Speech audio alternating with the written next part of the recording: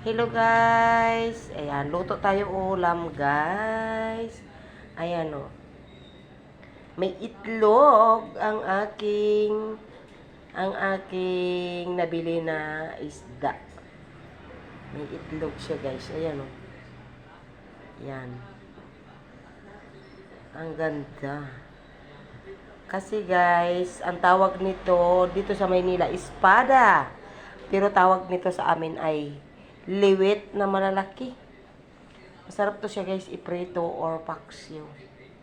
Prito na lang kasi mas aanuhin nila to, gugustuhin nila. Let's go guys, prito tayo guys. Ayan na guys, luto na ang ating liwit or espada na isda guys. Pinirito ko, yan. Ayan na guys, ready na. Linagay ko na dito sa lamisa at tayo ay kakain na. Yan, ang partner. Pinakuluan na talbos ng kamote. Yan. Talbos ng kamote yan guys. Pinakuluan ko lang. Yan. Tapos yan ang ating sasaw.